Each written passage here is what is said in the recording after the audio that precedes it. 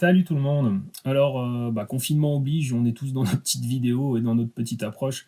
Moi, je suis surtout dans la préparation de ma saison. Donc, la première division nationale moulinée en France, cette année, elle est annulée.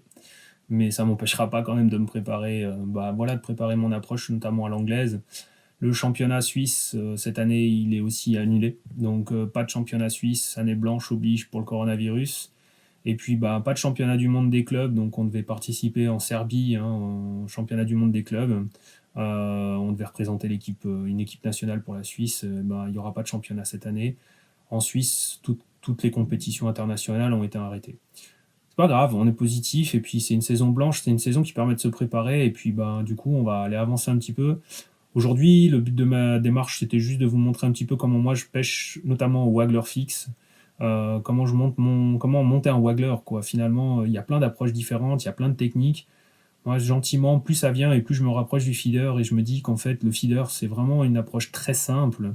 Il gagne en efficacité, et puis voilà. Donc, la pêche à l'anglaise, moi, c'est quelque chose que j'affectionne particulièrement parce que c'est une pêche qui peut être grossière, on peut être grossier à l'anglaise, et puis on attrape quand même des poissons. C'est pas comme en canal où si on fait pas le bon choix de flotteur, et puis si on n'a pas la bonne amorce, on n'est pas bon.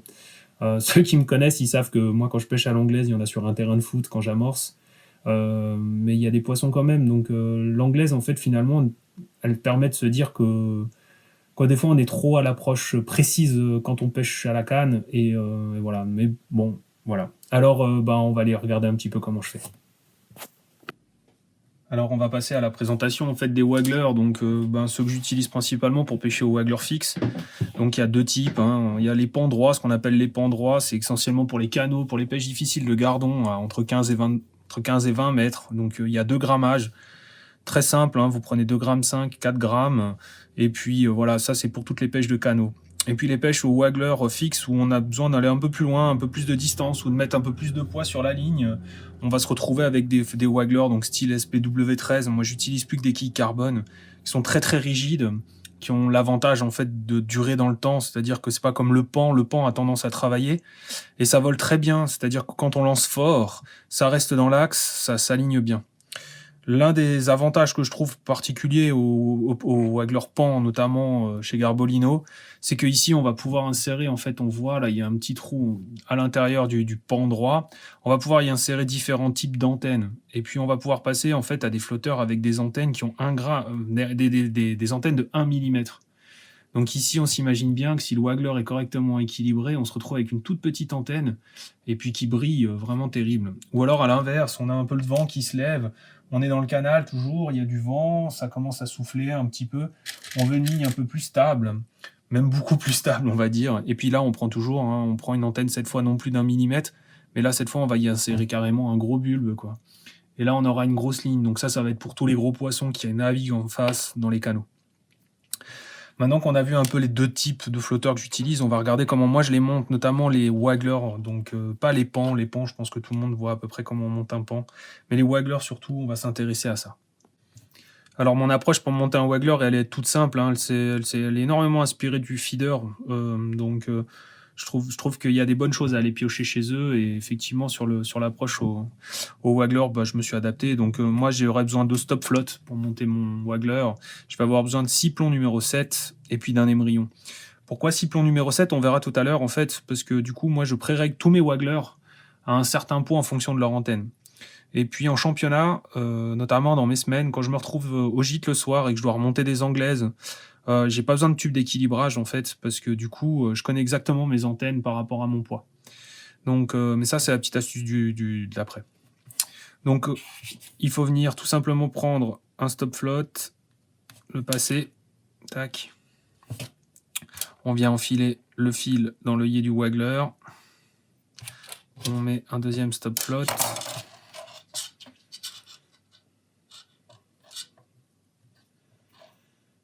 Deuxième stop float, voilà. Donc là, on voit le waggler, il est coincé donc entre deux stop floats. Il tourne très bien, ça veut dire qu'à l'intérieur, ça peut tourner.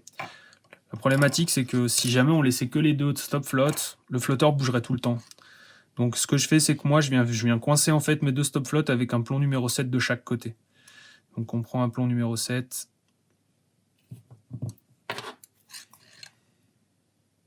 que je viens coincer. Tac. Que je viens coincer.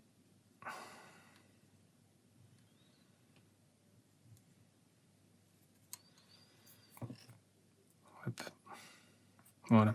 Donc là, on se retrouve avec un plomb numéro 7, un stop float, mon waggler, un stop float, un plomb numéro 7. Je fais bien sûr coulisser le tout parce que si jamais on restait, hein, bien évidemment, là où on pince les plombs, ça abîme le fil et à l'anglaise, notamment sur du 14 centièmes, hein, en général au fixe. Moi, ce que je fais, c'est que je viens et je pince en fait mon nylon 3 fois. Et puis après, je fais coulisser en fait mes plombs. J'ai remarqué aussi qu'en faisant comme ça, ensuite le plomb coulissait bien et coulissait dur sur les lignes. Donc je fais passer mon stop float, je fais passer, hop, et mon plomb numéro 7. Voilà, donc à cette étape, je me retrouve avec un plomb numéro 7. On a donc un stop float, mon waggler, un stop float, un plomb numéro 7. Donc le tout est coincé comme ça. À partir de là, en fait, on va réinstaller donc 4 plombs numéro 7. Pourquoi des numéros 7, hein, c'est tout bête, en fait, c'est que ça a un poids... Moi, j'aime assez simple, j'aime la simplicité, mais c'est 4 x 0,09, donc ça fait 0,40 grammes. 0,40 grammes avec un flotteur fixe, un flotteur de 6 grammes fixe. C'est des pêches standards de plaquettes qu'on peut retrouver, de gardons. On va retrouver des pêches un peu plus classiques dans ce style-là. Dès qu'on va vouloir mettre un peu plus de poids sur la ligne, donc on va commencer à mettre du 0,8, voire du 0,80, voire du 1 g 20. Là, on va commencer à utiliser effectivement des plombs numéro 3. Moi, j'aime beaucoup le plomb numéro 3 aussi, tout simple, 0,22 et en avant, quoi. Donc ici, on se retrouve avec mes 4 plombs numéro 7, que je fais remonter évidemment comme tout à l'heure en les pinçant. Tac. Donc on sent, hein, dès que ça passe l'endroit où le nylon est pincé, on sait qu'on a passé l'endroit petit fragile, quoi. Donc on se retrouve ici avec... Donc on se retrouve ici avec le waggler coincé. On a donc 4 plombs numéro 4, 4 plombs numéro 7. Je viens, je prends mon émerillon. Dernière étape. J'essaye de passer... Je le sens, hein. On sent sur le fil de toute façon comme il est pincé là où il a été... donc là où je l'ai pincé 3 fois. On sait où est la partie fragile. C'est l'avantage aussi. Donc ici, je viens simplement coincer mon fil. Puis je vais tourner en fait 6 fois l'excédent du nylon. Tac, 6 fois. Je vais venir repincer avec ce doigt-là. Hop, ici on voit, on passe. Donc ici, on passe dans le petit, dans la boucle qui est restée. Tac, on vient, on serre, on met un peu de bave de crapaud pour pas que le fil chauffe. Et voilà, et l'émerillon est coincé. Tac, et on coupe l'excédent de fil. Voilà. Et donc là, mon waggler est prêt à pêcher. Tac. Donc comme je l'ai dit tout à l'heure, en fait, on a l'avantage sur les antennes interchangeables, c'est qu'on peut varier vraiment les poids de ligne et puis la résistance, donc en fonction des conditions du jour. Typiquement, donc on n'a pas de vent, on est sur une petite pêche de gardon fine, on est entre 15 et 20 mètres, on va mettre des petites antennes. Et puis à l'inverse, on est sur une pêche de gros poisson-chat, à une distance quand même un peu plus respectable. Et puis on a besoin de mettre du poids sur la ligne, donc on va utiliser des grosses antennes. Donc toujours la même chose, hein. Ici on voit il y a la petite fente, donc on vient mettre une antenne plus ou moins porteuse. Tac. Ou alors à l'inverse, hop, on va mettre une antenne beaucoup plus fine. Tac.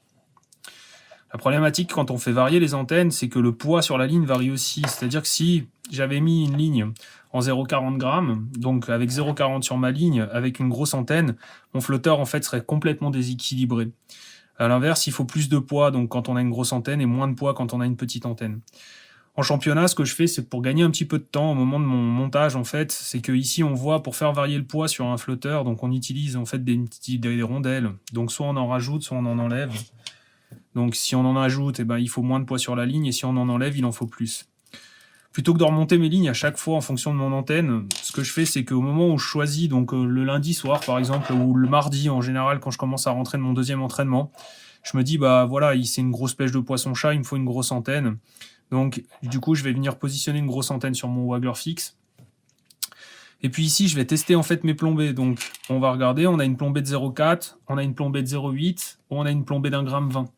Donc, on va regarder un peu la plombée qui va bien. On va venir, en fait, tout simplement, donc ici, on voit, hein, c'est le même montage que ce que je viens de faire. Donc, on va simplement venir passer, en fait, la boucle dans l'œillet.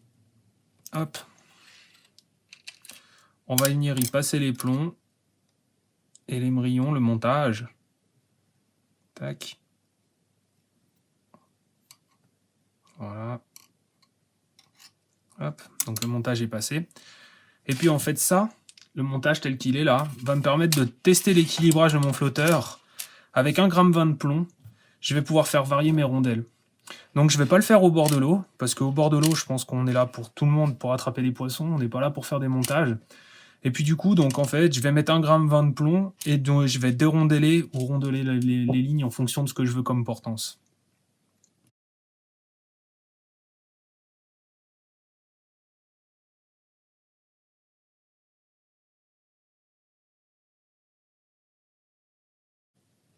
Une fois que c'est fait, une fois que j'ai la portance exacte, mon flotteur est vraiment bien équilibré comme on a vu sur la photo, je vais simplement en fait venir ici, et puis défaire ma boucle, et enlever mes queues. Hop.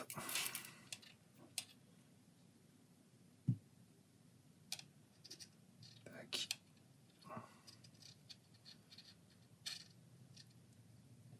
Voilà. Et là donc, ce flotteur-là, je sais qu'il porte 1,20 g avec une antenne achat. En fonction du nombre de rondelles que j'enlève ou que je remets, hein, on fait ce qu'on veut. Hein, donc effectivement, les rondelles, on peut en enlever, on peut en mettre. On peut faire jouer sur la portance de la ligne en fonction de son antenne. Mais pour pas perdre de temps au bord de l'eau, autant le faire dans un tube à essai. Donc du coup, tout le temps, systématiquement, en fait, dans ma boîte à antenne, je me retrouve avec mes 3 plombées principales. J'utilise rarement plus. Si je dois mettre plus qu'1,20 g sur une ligne, je pars du principe qu'on part sur un coulissant. Voilà, 1,20 g sur une ligne, c'est déjà énorme. Et puis, c'est nécessaire sur des chaos fixes, mais pas au-delà, quoi. Donc, voilà. Donc, j'ai 3 plombées principales, 0,4, on retrouve 0,8 et 1,20 g. Toujours dans la facilité, toujours le même montage, avec donc 3 avec stop float, 2 numéro 7 de chaque côté, et mes plombées. Alors on a vu effectivement comment moi je montais un waggler fixe, comment je le bloquais entre 2 stop float, et puis donc surtout ces plombs numéro 7 qui permet effectivement d'empêcher le fait que le waggler se déplace pendant la pêche. Il n'y a rien de plus désagréable que de perdre le fond et puis de plus savoir où on est. J'ai une dernière petite astuce, et puis celle-là elle vient de mon ami Julien Bourbon. En fait, une fois qu'on a dévissé donc les rondelles et puis qu'on a remis la vis, il est aussi des fois, avec le temps, ça arrive que le waggler se dévisse. Donc c'est-à-dire que ici, ça vient et ça se dévisse. Et puis, bon, dans le cas extrême, notamment au fixe, enfin notamment au coulissant, ça nous arrive en fait de perdre le waggler. Donc c'est-à-dire qu'on se retrouve avec, il nous reste plus que la gélule ici. La gélule est partie et puis il nous reste ça. Donc ça sur la ligne, on a perdu un waggler. Un waggler, c'est environ 15, entre 10 et 15 euros le waggler. Ça fait cher. Alors la petite astuce de Julien, en fait, elle est toute simple. Ici, on prend ce qu'on appelle du frein filet. Donc c'est du frein filet faible. C'est un produit violet, hein, c'est assez visible. Et puis une fois qu'on a bien dévissé, on vient en mettre un petit coup de frein filet. Puis ça empêche en fait effectivement que le waggler, l'eau rentre dedans et que le waggler se dévisse. Voilà, j'espère que ça vous a plu. Bonne journée.